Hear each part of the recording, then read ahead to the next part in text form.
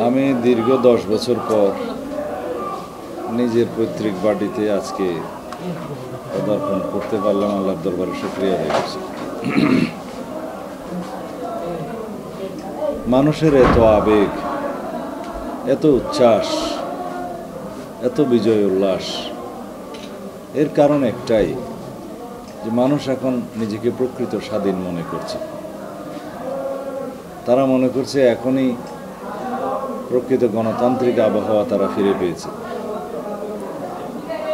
দীর্ঘ প্রায় 15-17 বছর যাবৎ তাদের কথা বলার কোনো স্বাধীনতা ছিল না, সমাবেশের কোনো স্বাধীনতা ছিল না, কোনো রকমের মৌলিক মানবাধিকার তারা ভোগ করতে পারেনি।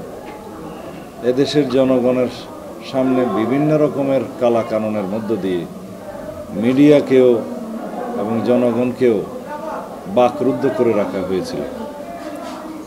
অনেক সময় digital security act, cyber security act ইত্যাদি বিভিন্ন রকম কালা কানুনের মধ্য দিয়ে কলমকে তারা স্তব্ধ করেছে, মানুষের কথা বলার অধিকারকে তারা বন্ধ করেছে। কিন্তু আজকে মানুষ স্বাধীনভাবে কথা বলতে পারছে, সমাবেশ করতে পারছে, মিছিল দিতে পারছে, তাদের অধিকারের জন্য সোচ্চার হতে পারছে। এই জন্য তাদের সামনে এক মহা উৎসব, সেই আনন্দ দেখলাম, সেই অনুভূতি দেখলাম, সেই আবেগ দেখলাম, সেই বিজয় উল্লাস দেখলাম।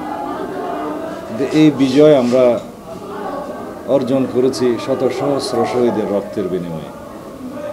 আমাদের সন্তানরা, ছাত্র জনতারা অকাতরে বুকের রক্ত ঢেলে দিয়েছে এই স্বাধীনতা অর্জনের জন্য। বাংলাদেশ নতুন করে স্বাধীন হয়েছে, নতুন একটি বিজয় দিবস অর্জিত হয়েছে, ফেসিবাদের পতন হয়েছে। আমার প্রথম অনুভূতি ছিল 5ই আগস্টে ফেসিবাদের পতনের পর দেশ ফেরাউন মুক্ত হয়েছে। এই দেশে আর কখনো যাতে ফেসিবাদের উত্থান না হয়, স্বৈরাচারের জন্ম না হয়, সেরকম একটি প্রকৃত গণতান্ত্রিক রাষ্ট্র বিনির্মাণে আমাদের শহীদের স্বপ্ন ছিল। আমরা সেই শহীদের স্বপ্ন বাস্তবায়নে অঙ্গীকারাবদ্ধ। সকল রাজনৈতিক দল, বাংলাদেশের সকল রাজনৈতিক গণতান্ত্রিক রাজনৈতিক দল এবং রাজনৈতিক শক্তি, সামাজিক সাংস্কৃতিক শক্তি সবাই আজকে ঐক্যবদ্ধ এবং অঙ্গীকারাবদ্ধ।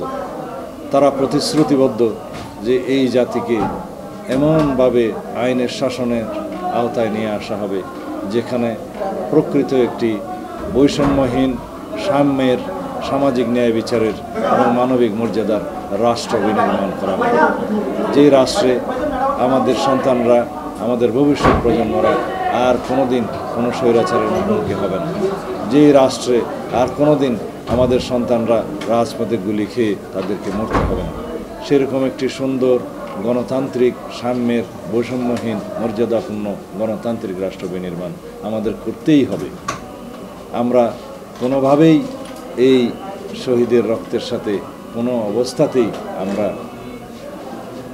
আপোষ করব না। স্বৈরাচারের সাথে শহীদের রক্তের অঙ্গীকার পূরণে আমরা কোনো শক্তির সাথে আপোষ করব।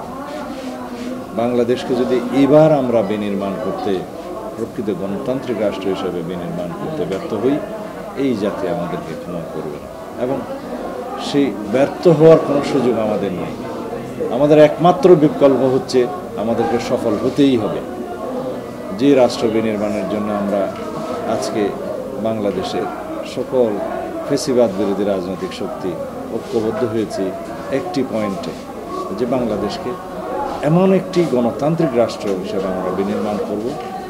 সেই বিনির্মাণের লক্ষ্যে আমরা এমন কিছু সংস্কার সাধন করব, সাংবিধানিক গণতান্ত্রিক সংস্কার, সমস্ত রাষ্ট্রীয় কাঠামোগুলোর গণতান্ত্রিক সংস্কারের মধ্য দিয়ে একটি শোষণহীন এবং অর্থনৈতিকভাবে আমরা যাতে মুক্তি পাই সে তেমন একটি রাষ্ট্র আমরা বিনির্মাণ করব।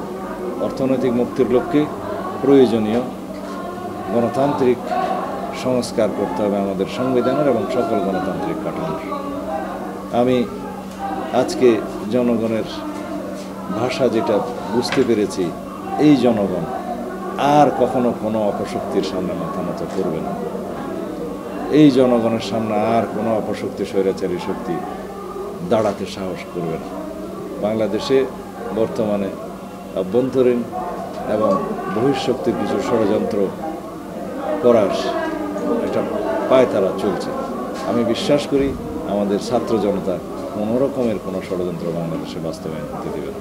প্লাস বিজয় দিবস উদযাপন আমি একটা উপলক্ষ মাত্র, আমার পদার্পণ একটা উপলক্ষ মাত্র, কিন্তু মানুষ যে বিজয়ের স্বাদ পেয়েছে, মানুষ যে স্বাধীনতার স্বাদ পেয়েছে তারই বহিঃপ্রকাশ।